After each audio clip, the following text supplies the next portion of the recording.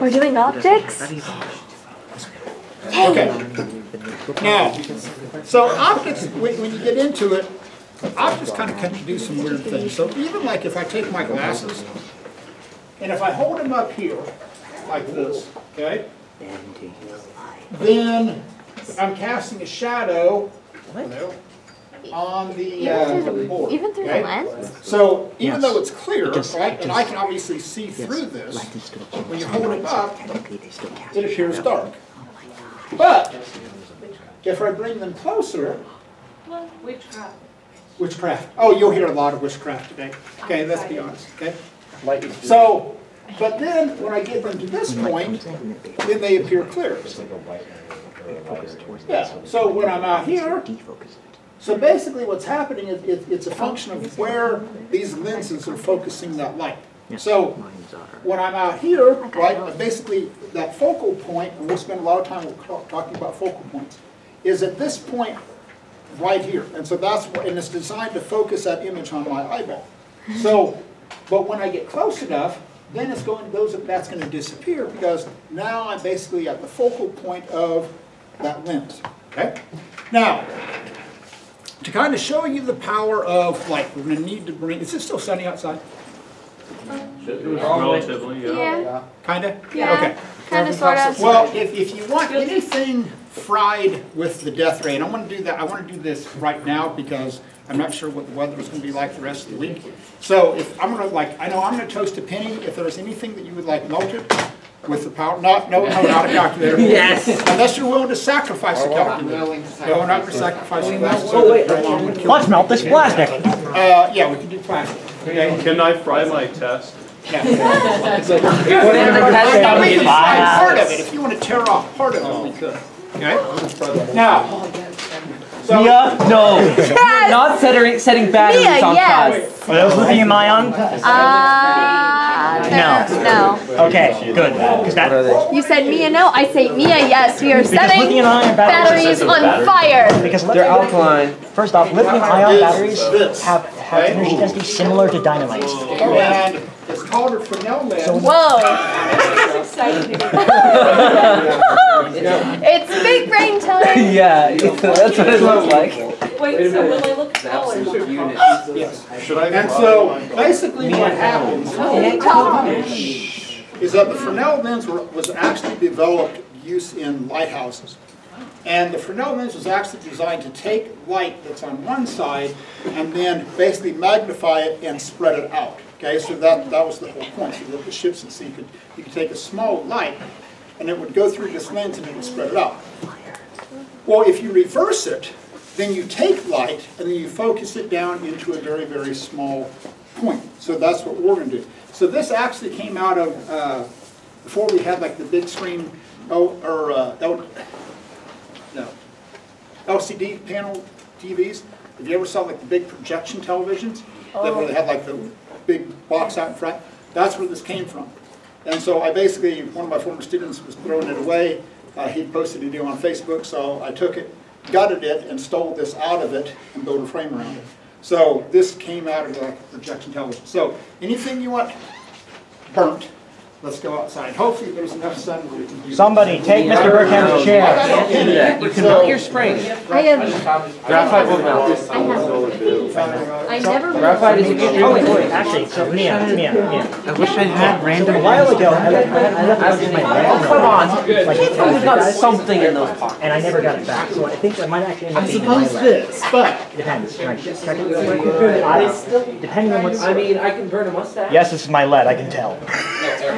Want to know why I can tell? Because there's a Well, bunch, I've got bunch drugs. of ones that are semi-broken. I've got drugs, apparently. Whoa! You know, this lead went through the wash once. It all came out of the container. I got most of it back. Oh, wow.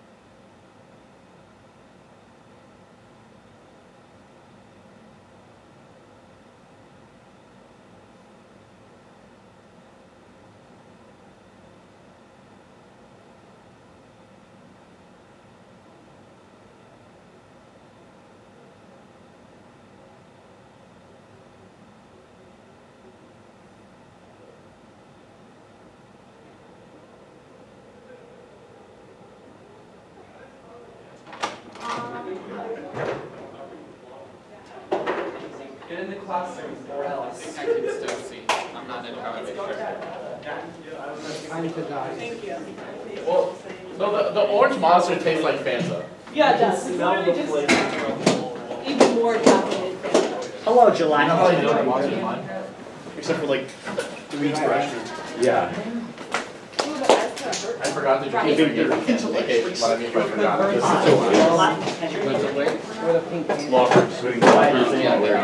Okay, somebody wants some a random melted zinc penny. Me! You yell it first. Where does this go? I think that's a crime, destroying. Conaroo. There's no print. Yeah, you're finding how much light. Okay, so there's a couple of things we need to talk about now that you've. And, I want until my vision comes back. and that's kind of the cool thing when you get into like being able to harness that Give me energy. my battery. So imagine that Hey, that was the where's my energy battery? taken from There was basically kind of 1 square meter, Oh, it's right there. and you're able to focus that energy and like melt a penny. And so that's the whole idea of solar is that God, we get enough energy from the sun. It's just a matter of how you translate that into. And so that's a different approach that some solar panels are taking. Instead of panels, what they're doing is, because that's always kind of the knock on solar is that, it doesn't work at night. So what some are doing, they take like a big tower and they put it full of salt. And then you've got these panels all the way around during the day. They focus all that energy and it melts the salt that's inside there. So now this thing is like molten. So then what they do is they use that thermal energy contained without that to run a turbine. Okay, they use that energy to heat up water, then to spin a turbine like you would traditionally, and then you can generate electricity at night with it. Okay, and then during the day, okay, that gets done, it cools back down. The next day you heat it back up, and it has like an infinite life cycle because all you're doing is just heating that up. And then there was another company that though about a month ago, because one of the biggest producers of carbon dioxide is the production of cement, because you've got to heat up limestone to a very high temperature, but you could never do it with solar. So what this company did is, I think they were funded by Bill Gates, but they used smart technology in a similar type situation, and they were able to get that limestone hot enough using solar panels that you could use that in concrete. So that's kind of like a big threshold. Once you cross that, it's like, oh, okay, now you have a commercial application for this in terms of being able to use sunlight to heat up concrete. And so that's one of the main reasons I did that. It's like, okay, hey, this is the energy that you're taking by 1 square meter. Imagine that you can take all that energy over a larger area and what you could do with all that energy. Okay, so let's talk about mirrors. So, Talk about what? mirrors, flat mirrors for now. Okay? I thought he said So, meters. I'm going to stand over here. Meerkats. Meerkat? Meerkats. And Well, are you one? That was my nickname for freshman and sophomore year. Meerkats. okay, Hold on. You have made a grave mistake. actually you need to shine it on the window. On the window. Okay. You have failed. Okay. I failed So at everything. we're using that plate glass as not a very good mirror, but you can get the idea. So if I'm standing here, when you get into terminology, you have the image and then you have the object. Okay. So when I'm standing here and I raise my right hand, so imagine that this is a really, really good mirror. So what I would actually appear to see is me on the other side of the mirror. And if imagine that there's another me, okay, dressed in a blue shirt, purple tie. And we want to simulate a mirror, but it's just glass. So if I'm on the person on the other side, when I raise my right hand, my twin on the other side would have to raise his Left hand. okay? And if I, go back like this, they'd have to do that. But what's important is that you're limited to what you can see. So when you talk about light being incident on a mirror, you have what's called the angle of incidence and the angle of refraction. So, hold on. You can just keep going like that.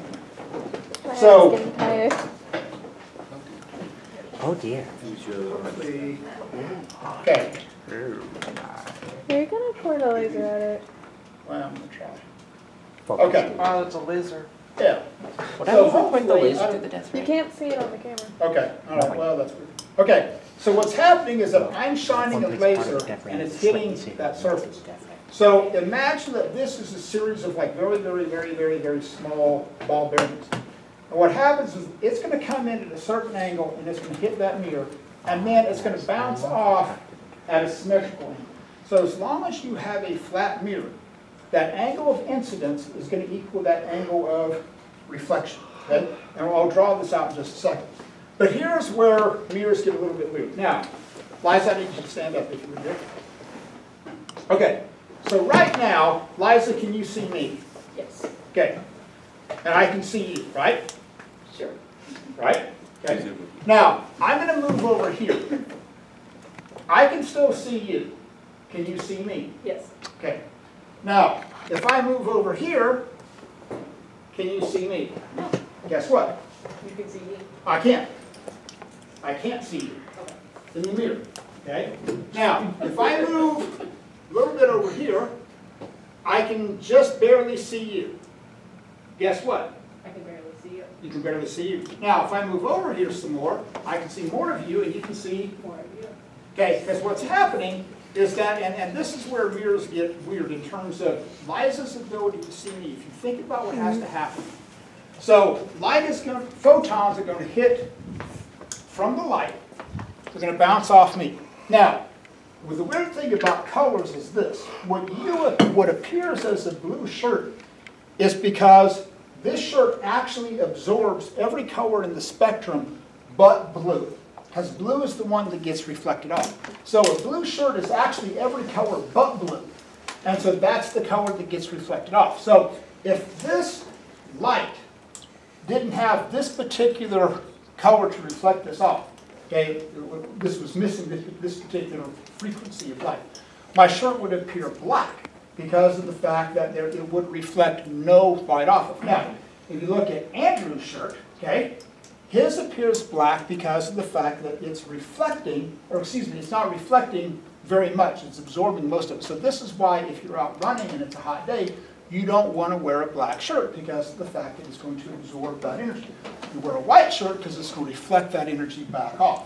So, for me to see Liza, so light has come off of here, it's hit me, it's bouncing off, it's hitting the mirror then is bouncing all of those photons off, it's going to her, and she's able to see me. Now, stand back up for a second.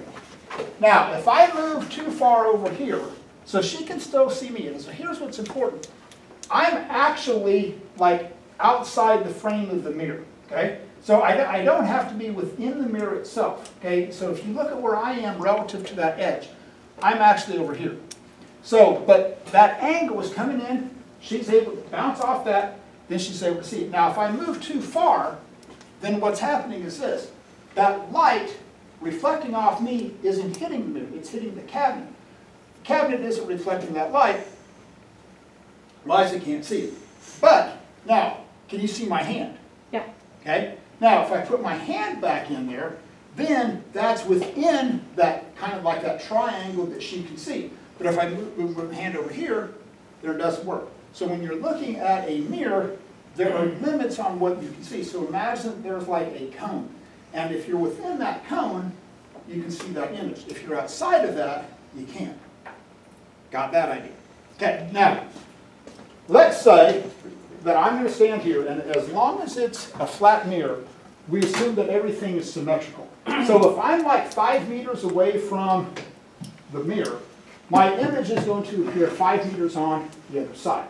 Okay? But if I want to look at my shoes, for example, if you look at the path of light, if I want to see my shoes, so, which I can't, but anyway, let's say that you have a full, I can actually see my shoes. So that light would actually have to be bounced off the mirror, okay, back to me, and then so it was going to appear where that shoe is. Now, come back here for a second. Actually, now let me drop here. I need to drop here for a second. So, yeah, you come back over. Thank you. My arm's getting tired.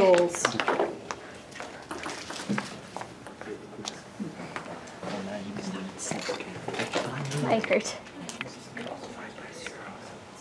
Don't divide by 0. Get the infinity.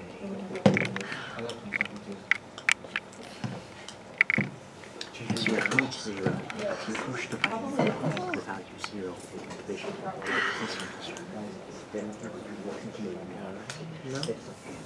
My arm is sore. The birds work for the bourgeoisie. Actually, they held a significant part in the Russian Revolution. You shouldn't know this, but Stalin seared a bird. Liza! What blasphemy? Ben, this is blasphemy. Ben's blasphemy. Okay. So, here's kind of how you also got to use to get how images are drawn. So, if you look at, let's say you have a candle, and typically you use a candle in a lot of optics problems, mainly because it's a shout out to the old days of optics before you had light bulbs, and that's literally what they used was a candle. Okay, and that's why the brightness of bulbs are related, or an object is related in candles. So if you look at what happens for you to be able to see an image in the mirror. So let's say, for example, this light is emitting a photon, and it's going to come in here and it's going to hit the mirror. So when you hit that mirror, you have theta I and you have theta R. So the angle of incidence here is going to equal that angle of reflection here. So it's kind of like you roll a ball at an angle and it hits the wall. It's going to bounce off at that same angle as long as it's a flat object. So, but what you see though, okay, and this gets a little tricky. You're not seeing the light until it bounces off. So this is what's actually hitting your eyeball. So when you're looking at it, according to your eyeball, it looks like this thing is originating up here. Okay? So what you'll see with dashed lines, and we're going to use this system all the time. So the dashed lines reflect what you are actually seeing. So, and that's what I did up here. So if this light comes in here and hits, it bounces off. If there's another one that comes down here, you're going to look like it's up here. If this comes up here, okay, and then goes like this, you're going to look like here. So to you, what you're seeing in terms of your eye, it looks like this candle is on the other side of the object. But here's the main thing for now. Your angle of incidence is equal to your angle of reflection. Now, you're not, I've got like 4 stations back here. They're all the same. But here's what I want. Just grab a pencil, and we're just going to make some simple quantified experiments. So come back. Let's go back here. This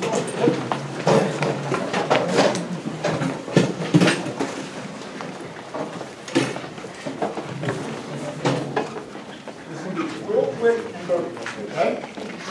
So. Sorry.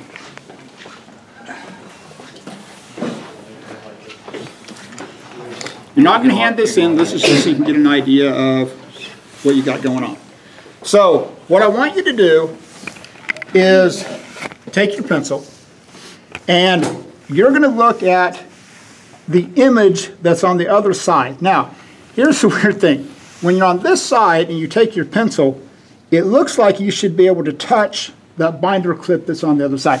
This flips some people out, okay? So if you look at this and go, my God, it's witchcraft, it's not. Okay? But again, you have to realize what's happening. For you to see that image, that light is coming in, it's bouncing off, and what you're seeing, it looks like it's on the other side. So the cool part of this is if you take your pencil, and it looks like you should be able to like flick this thing and make it move, but you can't. So here's what I want you to do. All I want you to do is I want you to make, on the paper, like kind of make a mark here, and then I want you to make a corresponding mark over here. And then maybe pick a corner over here and make a mark, pick a corresponding corner over here. And then make a mark where you can draw like a line where this image is. So what I want you to do is I want you to compare the measurements of how far the object is on this side to how far the object is on the other side. So this is your object and this is going to be your image. So you're going to have two different distances. Your object distance is how far it is to the mirror, and this is basically what it's acting as is a red mirror. And then I need the image distance to the other side. So you kind of have to guess where that is. Just do like 3 points. I've got like 4 or 5 different ones set up. They're all the same. So all I want you to do is just to make a simple observation. It kind of flips you out. If you take your pencil or you can take your finger and go, wow. Okay? Wow. That even gets a little weirder. So just make some simple observations. Do that right quick and make that happen. Alrighty. Oh, all right. Merry Christmas. Can I turn the... Yeah, now you turn it off. Bye-bye.